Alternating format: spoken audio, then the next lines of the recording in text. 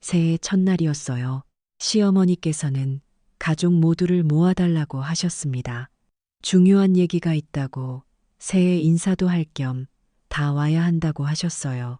저는 전날 밤을 꼬박 새웠어요. 연말 결산 시즌이 겹쳐 사무소 마감이 12월 31일 자정이었거든요. 눈도 제대로 못 붙인 채 남편 재민 씨와 함께 시댁으로 향했습니다. 거실에는 이미 형님 내외가 와 있었어요. 형님은 시어머니 옆 소파에 나란히 앉아 계셨고, 형수님은 과일 접시를 들고 식탁을 오가고 있었습니다. 시아버지는 창가 쪽 의자에 조용히 앉아 계셨고요. 시누이 아름이는 아직 안 왔다고 했어요. 왔어요? 형수님이 웃으며 말했습니다. 네, 새해 복 많이 받으세요. 저는 인사를 드리고 구석 쪽에 자리를 잡았어요. 재민 씨는 시아버지 옆에 앉았고 저는 그 옆에 나란히 앉았습니다. 잠시 후 아름이가 들어왔고 시어머니가 천천히 입을 여셨어요. 다 모였으니 얘기할게. 목소리가 평소와 달랐어요. 가벼운 새해 덕담을 나누는 목소리가 아니었습니다. 오래전부터 준비해온 말을 꺼내는 사람의 목소리, 결론이 이미 정해진 말을 전달하는 사람의 목소리였어요. 너희 아버지랑 나, 이제 나이가 있잖아. 아버지가 작년에 당뇨 합병증으로 한 달 입원하셨고, 나도 무릎이 많이 안 좋아서 이제 앞길을 정리해 둬야 할 것 같아서 저는 고개를 끄덕였어요. 그건 저도 알고 있었습니다. 시아버지 퇴원하실 때 제가 매일 병원을 들락거렸으니까요. 그래서 재산 정리를 해뒀어. 이 아파트는 성호한테 줄 거야. 장남이고 집안을 이어야 하니까. 저축해 둔 거랑 보험도 성호한테 가게 정리해뒀고 형님이 헛기침을 했습니다. 형수님은 시선을 창밖으로 돌렸어요. 저는 숨을 한 번 들이쉬었어요. 이 집은 시가로 11억이 넘는 아파트였습니다. 그리고 시어머니가 저를 바라보셨어요. 민정아, 네, 네가 세무사잖아. 돈 관리도 잘 알고. 그러니까 우리 생활비 좀 맡아줘. 매달 150만 원씩. 그리고 병원 다닐 때 같이 다녀주고, 평일에도 틈틈이 들러서 집안일 좀 도와주고, 주말에는 꼭 와야 해. 얼마나 자주요? 뭐가? 시어머니가 되물으셨습니다. 일주일에 몇 번 와야 하냐고요. 시어머니가 잠깐 생각하시더니 말씀하셨어요. 평일에 화요일, 목요일, 주말에는 토, 일. 그러니까 일주일에 4번. 가슴이 내려앉는 기분이었어요. 일주일에 4번. 거기다 매달 150만 원. 저는 눈앞의 숫자들이 빙빙 도는 것 같았어요. 어머니, 저는 세무사 사무소를 직접 운영하고 있어요. 지금 연말 결산 시즌이라 직원들도 야근하고 있고요.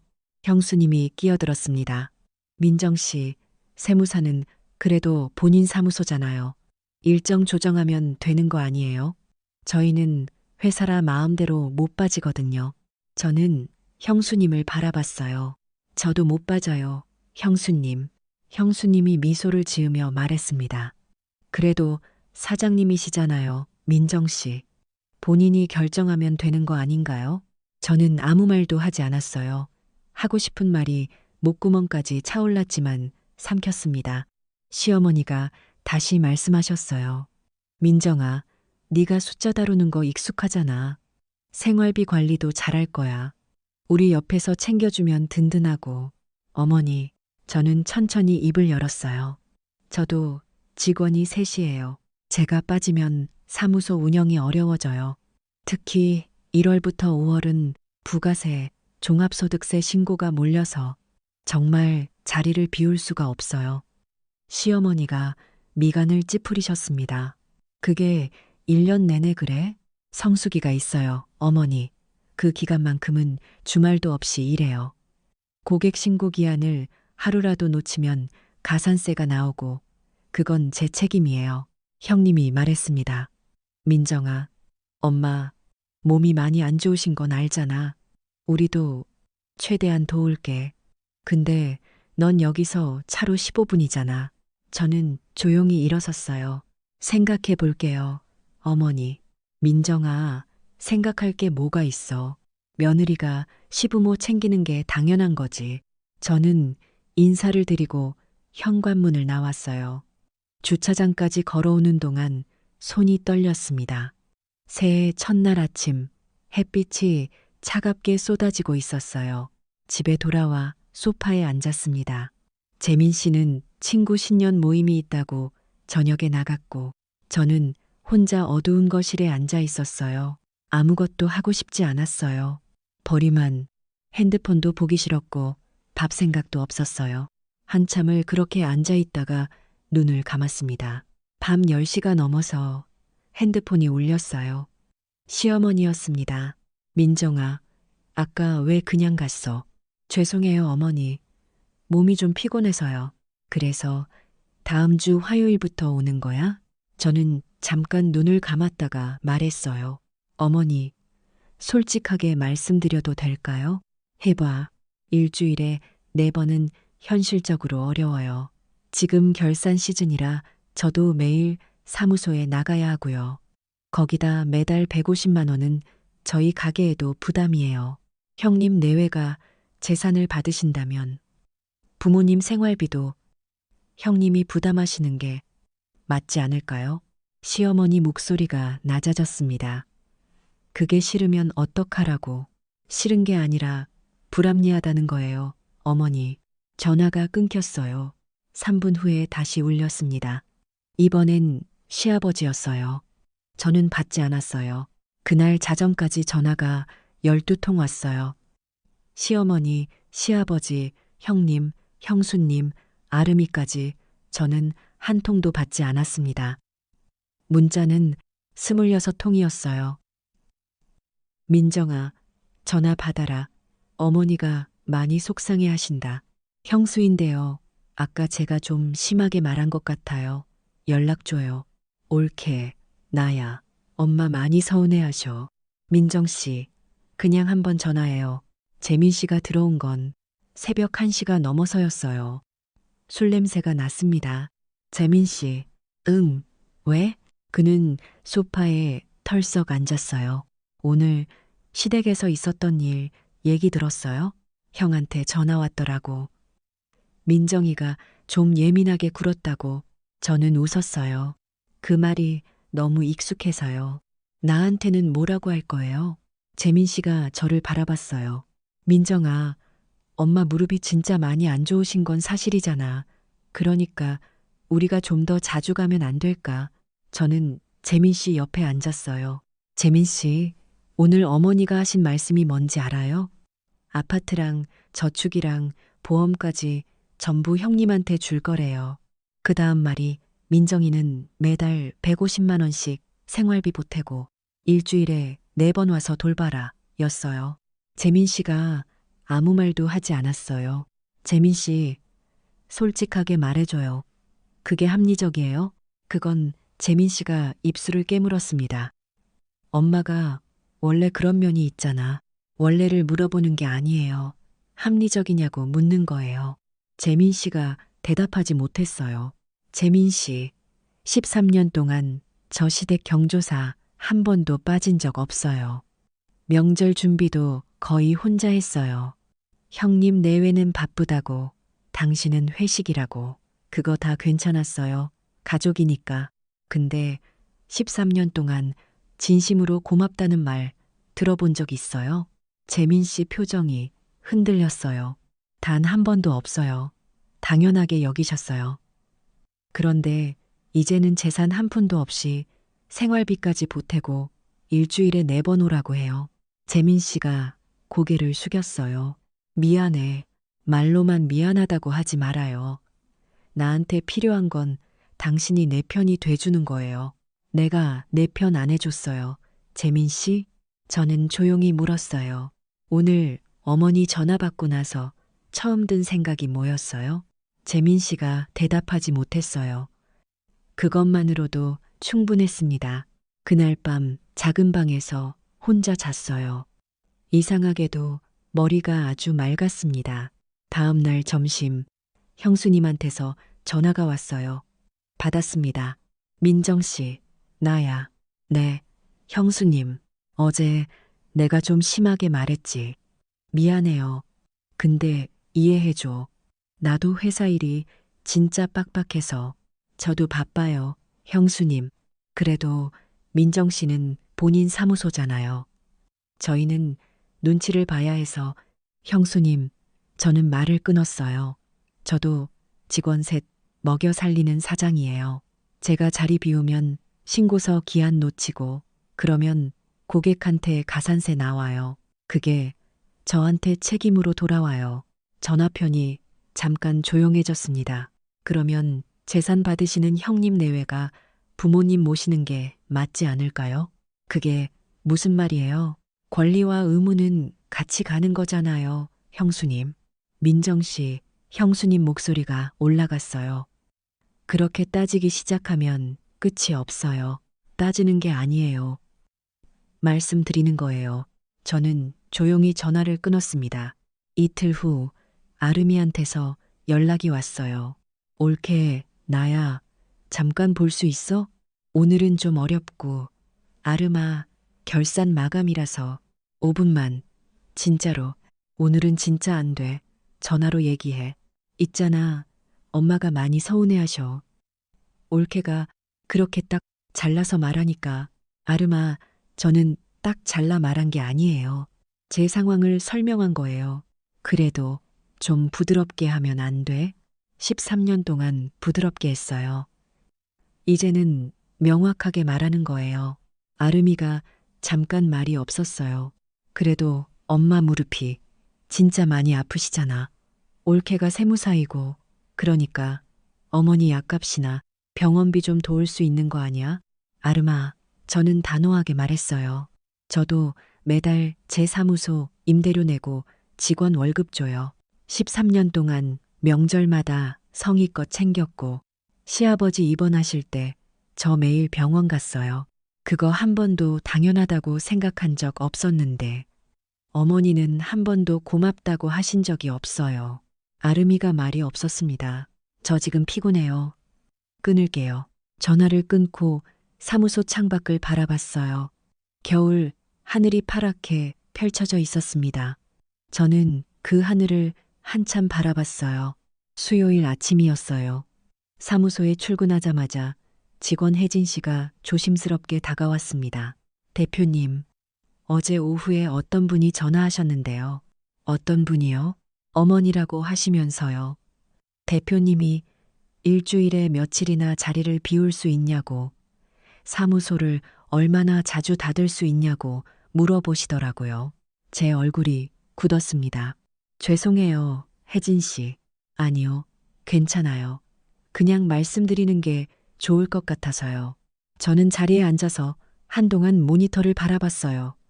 시어머니가 제 직장에 직접 전화를 하셨다. 제 업무 일정을 확인하려고 가슴이 차갑게 식는 느낌이었습니다. 사무소까지, 여기까지 들어오신 거예요. 그날 저녁 시어머니한테서 문자가 왔습니다. 민정아, 사무소에 전화한 게 뭐가 문제야? 네가 얼마나 바쁜지 알아야 우리도 맞추잖아. 저는 답장했어요. 어머니, 직장에 개인적인 전화는 저도 당황스러워요. 괜찮으시면 저한테 직접 물어봐 주세요. 그것도 잔소리야? 저는 더 이상 답장하지 않았습니다. 금요일 오전 형님한테서 전화가 왔어요. 민정아, 형이야. 네, 형님. 이번 주말에 좀 와라. 엄마가 많이 속상해 하셔. 죄송하지만 이번 주말은 부가세 신고 마감이에요. 그게 주말에도 해야 해. 네, 신고 기한이 정해져 있어요. 마감 지나면 고객한테 가산세 나와요. 한번 확인해 볼까요? 저희 사무소 번호 알려드릴까요? 형님. 형님이 잠깐 말이 없었습니다. 민정아, 너 이러는 거야? 이러는 게 아니에요, 형님. 실제로 마감이에요. 전화를 끊었어요. 손이 좀 떨렸습니다. 그 주말 이틀 동안 저는 사무소에 나갔어요. 직원 2명이랑 밤 11시까지 신고서 작업을 했습니다. 진짜로요. 시댁에서 온 문자가 20통 가까이 있었지만 읽기만 하고 답장은 하지 않았어요. 일요일 저녁 시아버지한테서 전화가 왔어요. 민정아, 네, 아버지. 이번 주도 안 왔네. 마감이었어요. 아버지, 죄송해요. 그래, 알았어. 근데 있잖아. 다음 주 목요일에 어머니 무릎 주사 맞는 날인데 네가 좀 모시고 갈 수 있겠어? 형님이 모시고 가시면 되지 않을까요? 성호는 그날 출장이래. 형수님은요?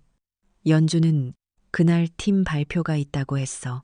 저도 그날 세무사 의무 연수가 있어요. 아버지, 무슨 연수야? 2년마다 받아야 하는 의무 연수예요. 이거 빠지면 자격증 갱신할 때 점수가 안 채워져서 문제가 생겨요. 그게 그렇게 급한 교육이야? 시아버지가 목소리를 높이셨습니다. 며느리가 시어미 병원도 못 모시고 가? 아버지, 저는 천천히 말했어요.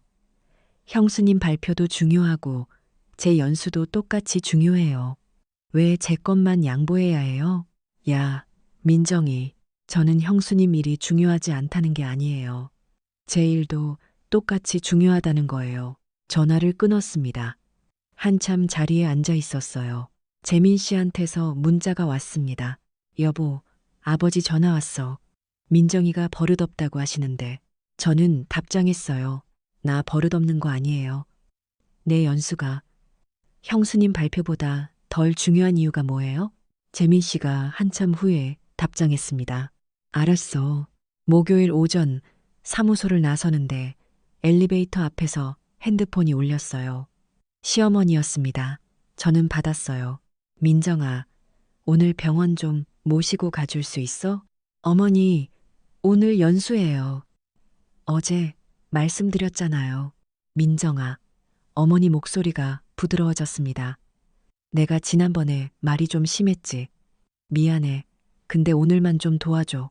저는 엘리베이터 안으로 들어갔어요. 어머니, 진심으로 미안하신 거예요? 그럼 진심이지. 어머니가 잘못하신 게 뭔지 말씀해 주실 수 있어요. 전화편이 조용해졌습니다. 재산은 형님한테 다 주시면서 저한테는 생활비 매달 150만 원에 일주일에 4번 오라고 하신 거요. 그게 공평하지 않다는 거 아시잖아요. 그건 장남이니까. 어머니, 저는 재산 달라는 게 아니에요. 권리를 가진 사람이 의무도 가져야 한다는 거예요. 그게 이치에 맞잖아요. 시어머니가 잠깐 말이 없으셨어요. 그래도 오늘 하루만 저는 긴 숨을 내쉬었어요. 어머니, 저 지금 연수 가야 해요. 형수님한테 연락해 보세요. 전화를 끊었습니다. 연수장에 들어가면서 핸드폰을 가방 깊은 곳에 넣었어요. 연수가 끝나고 나온 건 오후 5시였어요. 부재중 전화가 9통이었고 문자는 12통이었습니다. 시어머니 4통, 시아버지 2통, 아름이 2통, 형수님 1통, 그리고 친정엄마 1통. 친정엄마한테만 전화했어요. 엄마, 나야. 민정아, 시어머니한테 전화 왔더라. 네가 병원도 안 모시고 갔다고. 저 오늘 연수였어요. 그래도 민정아, 시어머니 무릎이 많이 아프신데 엄마, 저는 단호하게 말했어요. 형수님이 모시고 가면 돼요. 재산 받으신 분이. 엄마가 한숨을 쉬셨습니다. 그렇게 따지면 결국 네가 손해야. 제가 손해본 거 벌써 13년이에요, 엄마. 이제 그만 손해보려고요. 엄마가 말이 없으셨어요. 민정아, 그래도 어른이잖아. 엄마도 내 편 안 해줄 거면 끊을게요. 저 지금 많이 힘들어요. 아니, 그게 아니라 이따 전화할게요. 전화를 끊었습니다. 주차장 한쪽에 차를 세우고 한참 앉아 있었어요. 눈물이 날 것 같았지만 나지는 않았어요. 오히려 가슴 어딘가가 차갑게 굳어가는 느낌이었습니다. 13년이었어요. 13년 동안 당연하게 주었고 당연하게 빼앗겼어요. 처음으로 거절했더니 온 가족이 달려들었어요. 심지어 친정 엄마까지. 이게 잘못된 건가요? 그날 밤 재민 씨가 일찍 들어왔어요. 여보, 응, 엄마한테 전화 왔어. 민정이가 오늘 병원 안 모시고 갔다고. 나 연수였어요. 알잖아요. 재민 씨가 소파에 앉아 저를 봤습니다. 여보, 나는 어떡 하면 좋겠어. 저는 재민 씨 앞에 앉았어요. 재민 씨, 나한테 묻기 전에 당신 생각은 뭐예요? 내 생각은 재민 씨가 말을 골랐습니다. 엄마도 힘드시고 민정이도 힘들고 합리적인 걸 물어보는 거예요. 재산은 형님이 다 받아요. 돌봄은 내가 다 해요. 생활비는 내가 매달 150만 원 보태요. 이게 맞아요? 재민 씨가 대답하지 못했어요. 재민 씨, 저는 조용히 말했어요. 13년 동안 명절 준비 거의 혼자 했어요. 시댁 크고 작은 일도 다 제가 챙겼어요. 형님 내외는 바쁘다고 당신은 회식이라고 했어요. 그거 다 괜찮았어요.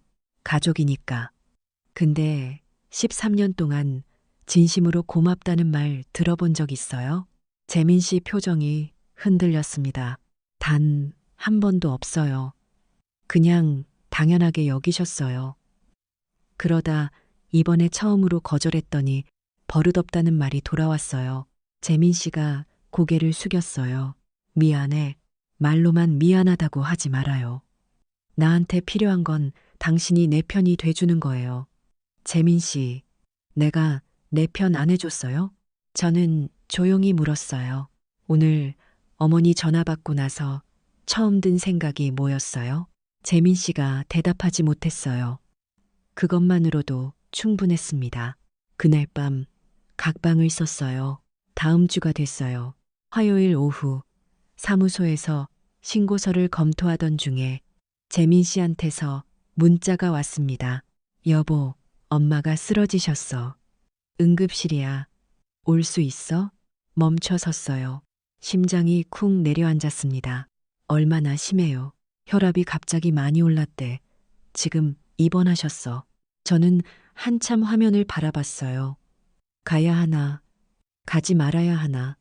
발이 움직이지 않았습니다. 형님한테는 연락했어요. 형은 출장이야. 내일 새벽에 온대. 형수님은 오늘 중요한 발표가 있다고. 저는 문자를 읽고 또 읽었어요. 그리고 답장했습니다.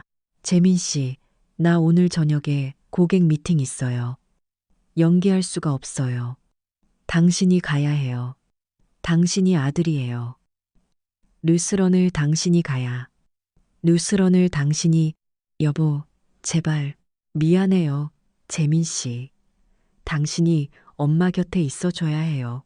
핸드폰을 내려놓고 자료로 눈을 돌렸어요. 죄책감이 가슴을 눌렀습니다. 하지만 저는 자리를 지켰어요. 미팅을 마치고 집에 돌아와 누웠어요. 잠이 오지 않았습니다. 천장을 바라봤어요. 나쁜 사람이 된 것 같았어요. 근데 이상하게 이게 나쁜 건지 확신이 서지 않았어요. 13년 동안 저는 모든 걸 했어요. 명절도 경조사도 시아버지 입원도 단 한 번도 진심 어린 고맙다는 말을 들어본 적이 없어요. 그러다 처음으로 거절했더니 온 가족이 달려들었어요. 이게 잘못된 건가요? 새벽 2시에 재민 씨한테서 문자가 왔습니다. 나 지금 병원이야. 여보는 좀 쉬어. 저는 그 문자를 읽고 처음으로 눈물이 났어요. 고마워요, 재민 씨. 내일 아침에 갈게요. 다음 날 아침 병원에 갔어요. 병실 문을 열었더니 시어머니가 침대에 누워 계셨고 재민 씨가 옆 의자에서 졸고 있었습니다. 시어머니가 저를 보셨어요. 왔니? 네. 어머니, 어떠세요? 괜찮다. 민정아, 저기. 시어머니가 잠깐 말씀을 고르셨어요. 미안하다. 저는 의자를 끌어당겨 앉았어요. 어머니, 내가 너한테 너무했구나. 재민이가 어젯밤에 얘기해줬어. 네가 13년 동안 얼마나 묵묵히 해왔는지. 내가 한 번도 고맙다는 말을 안 했다고. 시어머니 눈이 빨개졌어요. 재민 씨가요? 시어머니가 고개를 끄덕이셨습니다. 재민이가 밤새 거기 있으면서 한 말이 있어. 민정이가 13년 동안 혼자 다 했는데 내가 당연하게만 여겼다고. 며느리를 사람으로 보지 않은 거라고. 재민이가 그 말을 하면서 많이 힘들어했어. 아들이 그렇게 말하는 거 처음 봤어. 저는 아무 말도 하지 않았어요. 시어머니가 조용히 말씀하셨습니다. 민정아, 내가 다시 생각해 봤어. 재산 받는 사람이 돌봄도 맞는 게 맞지. 성호가 집이랑 저축 받으면 성호 내외가 우리 모셔야지. 그게 맞아. 내가 왜 그 생각을 못 했는지 모르겠어. 제 손이 떨렸어요. 그리고 민정아, 시어머니가 제 손을 잡으셨어요. 그동안 고마웠다. 진심으로.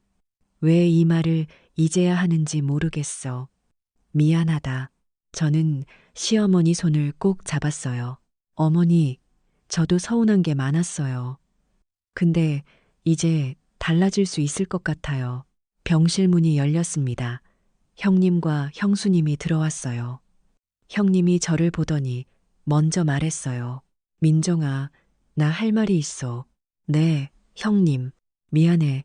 형이 잘못 생각했어. 민정이한테 너무 당연하게 굴었던 것 같아. 재산 받는 사람이 책임도 지는 거, 그게 맞는 말이야. 형수님도 고개를 숙였습니다. 나도 미안해요, 민정 씨. 내일 바쁘다고 민정 씨한테 함부로 했어요. 돌아보면 내가 많이 뻔뻔했네요. 저는 두 분을 번갈아 봤어요. 형님, 형수님, 저도 서운한 게 있었던 건 사실이에요. 근데 솔직하게 말씀드리면 저는 재산이 필요한 게 아니에요. 그냥 제 일도, 제 시간도, 제 선택도 똑같이 존중받고 싶었어요. 그것뿐이에요. 형수님 눈이 촉촉해졌습니다. 맞아요. 민정 씨, 우리가 틀렸어요. 형님이 말했어요. 앞으로 부모님은 우리가 주로 모실게. 민정이는 가끔 도와주는 거면 충분해. 생활비 얘기는 없던 걸로 하자. 저는 고개를 끄덕였어요. 퇴원 후에 한 번 더 시댁에서 가족이 모였어요. 시어머니가 먼저 말씀을 여셨습니다. 다 모였으니 얘기하자. 이번엔 목소리가 달랐어요. 통보가 아니라 대화를 시작하는 목소리였습니다. 재산은 말 그대로 성호 내외가 받는 거야. 대신 우리 돌봄도 성호 내외가 맞는 거고. 민정이는 명절에 오고 가끔 도와주는 거면 충분해. 그리고 앞으로는 서로 부탁할 때 먼저 물어보고 하자. 일방적으로 정하지 말고. 거실이 잠시 조용해졌어요. 그리고 민정아, 시어머니가 저를 바라보셨어요. 13년 동안 많이 애썼다. 내가 못 봐줬어. 미안하다. 저는 눈물이 나올 것 같았어요. 어머니, 저도 부족한 게 많았어요. 앞으로 잘 지내요. 시아버지가 헛기침을 하셨습니다. 그래, 다 어른이니까 잘해보자. 집으로 돌아오는 차 안에서 재민 씨가 제 손을 잡았어요. 여보, 미안해. 진작 네 편이었어야 했는데. 저는 재민 씨 손을 꼭 쥐었어요. 늦었어도 해줬잖아요. 그걸로 됐어요. 잠시 후 제가 물었어요. 병원에서 밤새 어머니한테 한 얘기 나한테도 해줄 수 있어요? 재민 씨가 잠깐 멈칫하다가 웃었어요. 민정이 덕분에 우리 가족이 정신 차린 거야. 13년 동안 당연하게 여겼던 거 이제야 알았어. 나도 그 중에 하나였고 정말 미안해. 저는 창밖을 바라봤어요. 가로등이 하나씩 켜지고 있었습니다. 재민 씨, 나 한 가지만 부탁해도 될까요? 뭐? 앞으로 어머니한테 미안하다는 소리 들을 때 나한테도 미안하다고 해줘요. 재민 씨가 잠깐 저를 봤어요. 그 다음 고개를 끄덕였습니다. 알았어. 약속할게. 다음 날 아침 사무소에 출근했더니 직원 혜진 씨가 저를 보고 웃었어요. 대표님, 얼굴이 밝아 보여요. 그래요? 네, 요즘 많이 힘드셨잖아요. 저는 탕비실에서 커피를 타면서 창문 너머 하늘을 바라봤어요. 40살, 결혼 13년. 그동안 저는 누군가의 며느리로, 누군가의 아내로, 누군가의 세무사로만 살았어요. 제가 뭘 원하는지, 뭐가 힘든지 말할 생각조차 못했어요. 당연하게 주고, 당연하게 빼앗기면서요. 근데 이제는 알아요. 당연한 건 없어요. 고마움도, 인정도 한 번씩 제 입으로 받아야 해요. 그게 어색하거나 이상한 게 아니에요. 그냥 사람이라는 거니까요. 사무소로 나가면서 크게 숨을 들이켰어요. 아주 오랜만에 복도가 넓어 보였습니다. 그날 이후로 정말 많은 게 달라졌어요.